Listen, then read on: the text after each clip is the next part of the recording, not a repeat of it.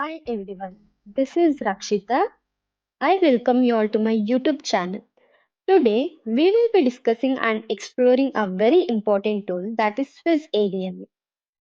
What is Swiss ADME?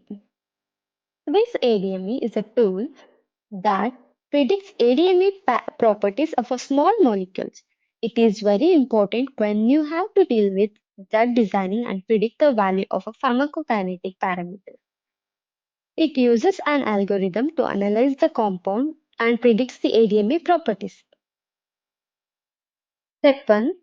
You input a molecule's chemical structure in SMILES format, or you can also draw the structure.